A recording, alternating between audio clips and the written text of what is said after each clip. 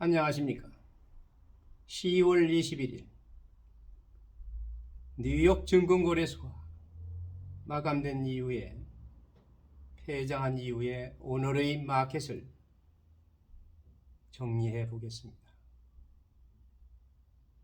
10월 21일 금요일 금주의 월스트리트는 오늘 마감으로서 6월 이후 최고의 한 주를 마감하면서 다우지수는 금요일에 700포인트 이상 상승했습니다.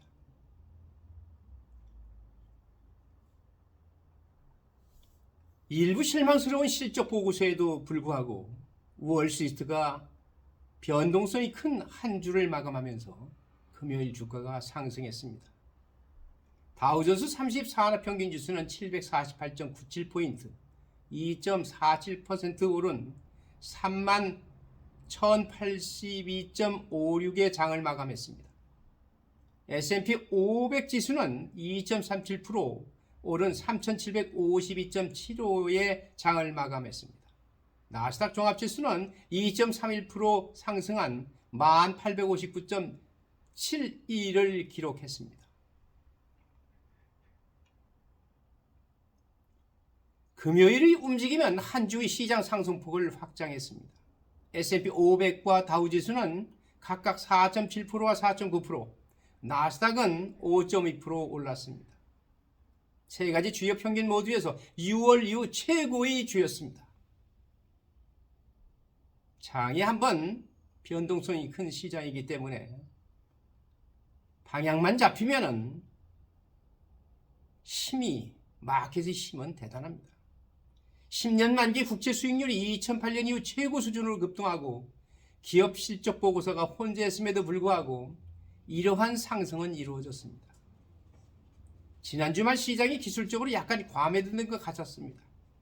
그리고 과거에 여러 번 보았듯이 상황이 충분히 부정적이면 반등에 대한 일종의 반대 지표가 됩니다. 라고 수압센터 포 파이낸셜 리서치 거래 및 파생 상품 관리 이사인 랜디 프레데릭이 말했습니다. 하지만 우리가 겪었던 다른 모든 바운스와 반등과 마찬가지로 잘 지속되지 않았습니다. 오늘 반등했다고 해서 다음 주까지 계속되는 것은 아닙니다. 그렇게 된다면 하루나 이틀을 넘기지 않을 것이라고 생각합니다. 라고 프레데릭이 덧붙였습니다. 금요일 은행주는 골드만삭스가 4.6%, JP모건 체이스가 5.3% 상승하면서 밝은 모습을 보였습니다. 수익은 시장에 대한 제한된 수익을 보고합니다. 실적 수익을 이야기하는 겁니다. 다우 구성 요소인 아메리칸 익스프레스와 버라이즌은 분기 보고서 이후 각각 1.6%와 4.5% 하락했습니다. 기술 분야에서 소셜미디어 회사인 스냅챗으로 유명한 스냅은 분기 매출 11억 3천만 달러를 보고한 후 예상보다 28% 하락했습니다. 금주의 가장 희생물은 스냅입니다. 월스트리트 저널이 일부 연준 관리들이 대규모 금리 인상으로 과도한 긴축을 우려하고 있다는 보도 이후 미국 국채 수익률은 금요일 아침 고점에서 하락했습니다.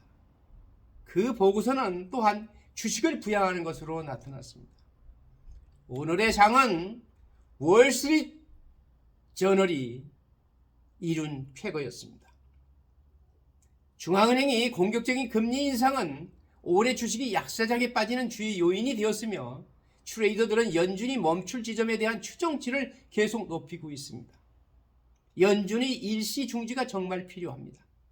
앞으로의 금리 인상을 노골적으로 부인할 정도가 아니라 모든 회의가 진행 중이라고 말하고 데이터가 순조롭게 진행된다면 23년 상반기 이후에는 더 이상 할 필요가 없다고 말했습니다.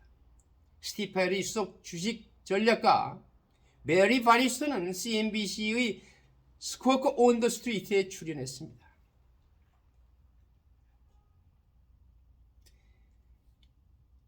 오늘의 주인공 금요일 10년물 수익률이 급격한 반전은 이번 주에 급등한 후 국채 수익률이 일시적으로 고점을 돌파했다는 신호일 수 있습니다. 채권 수익률이 정점에 이르렀습니까? 일부 전략가들은 예라고 말합니다.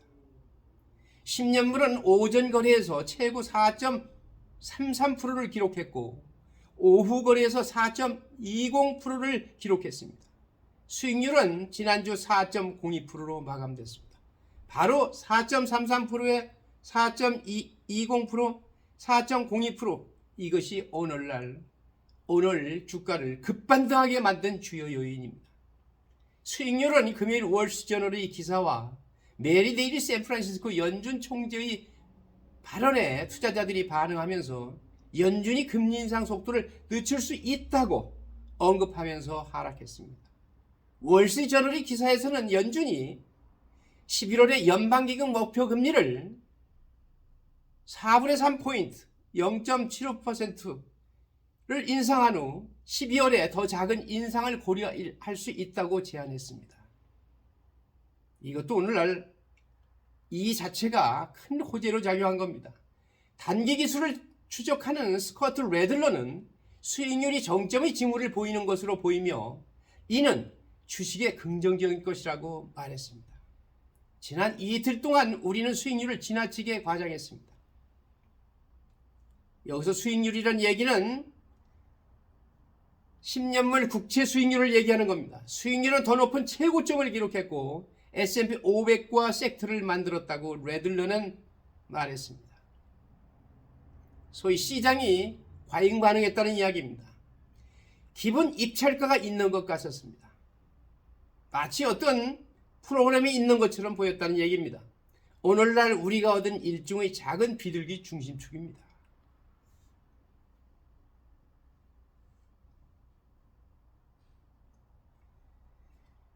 엑슨모빌을 포함한 다수의 주식 금요일 거래 세션에서 사상 최고치를 경신했습니다. 석유 재고는 마지막으로 1.9% 상승했으며 석유 스탁은 마지막으로 1.9% 상승했으며 1920년 상장 당시 수준에 가깝게 거래되었습니다.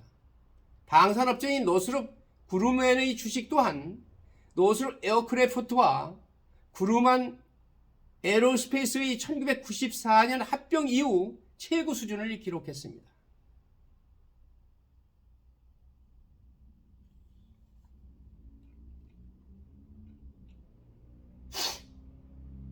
정오에 가장 큰 움직임을 보이는 주식 중 스냅, 아메리칸 익스프레스, 핀터레스트 및 트위터입니다.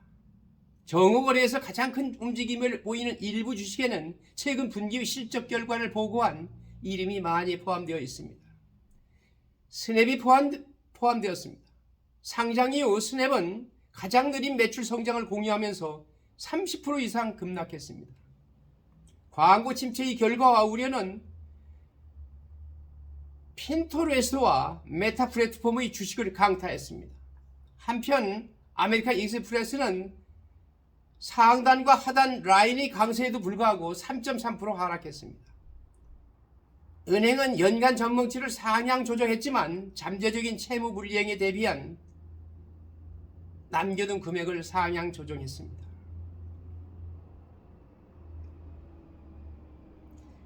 페드의 데일리는 금리 인상 속도에서 하향을 보고 싶지만 언제 그렇게 될지는 확신할 수 없다고 말했습니다. 메리 데일리 샌프란시스코 연방준비제도 총재는 금요일 중앙은행이 금리 인상 속도를 낮추기를 원하지만 언제 그렇게 될지는 확신할 수 없다고 말했습니다. 달리는 유니버시티 오브 캘리포니아 버클리의 Q&A에서 질의응답에서 연준이 시장이 11월에 계속될 것으로 예상하는 1년 0.75포인트 금리 인상 속도를 줄이는 방안을 모색해야 한다고 말했습니다. 그러나 그녀가 더 낮은 금리를 옹호하는 것이 아니라 더 느린 속도를 옹호하는 것이라고 말했습니다. 금리 자체를 낮추자는 게 아니라 속도를 슬로우 다운 하기를 원한다고 이야기하는 겁니다. 제 생각에는 최소한 현재 시점에서 고려하고 있는 것이어야 한다는 것입니다. 그러나 데이터가 협력하지 않았습니다라고 달리는 청중으로부터 웃으면서 말했습니다. 내가 원하는 대로 데이터를 만들 수만 있다면 그들은 협력하지 않았습니다. 월스트리트저널은 금요일 일부 연준 관리들이 11월 1일과 2일 회의에서 또 다른 대규모 금리 인상을 승인할 것이라고 예상되지만 금리 인상 속도를 늦추는 것에 대해서도 이야기하고 싶어 한다고 보도했습니다. 달리는 우리가 강력한 경제로 긴축하고 있다고 믿기 때문에 연준이 기준금리를 4.5%에서 5% 사이로 인상할 것으로 여전히 기대한다고 말했습니다. 그녀는 또한 금리와 관련하여 인상 및 보류 전략을 옹호했으며 2023년에는 어떠한 인하도 예상하지 않습니다. 이렇게 이야기를 했습니다. 달리는 올해 요금 결정 연방공개시장위원회 페더럴 오픈마켓 커미티의 투표권이 없는 회원입니다. 아쉽습니다. 비둘기파의 연준이 비둘기파를 대변한다는 이야기입니다만 아직은 투표권이 없는 회원이랍니다. 공부하는 투자자 여러분, 마켓은 시장은 언제 어떻게 변할지 흐름을 잘 잡고 있어야 됩니다. 현재의 흐름을 잡고 있는 이 자체가 나의 자산을 보호할 수 있고 또 자산을 불려나갈 수 있고 자산을 잃지 수 있습니다. 여러분, 공부하는 투자자의 자세를 깊게 견지하면서 우리 함께 공부하는 모습을 상호 격려해 나갑시다. 감사합니다. 주말 잘 쉬십시오.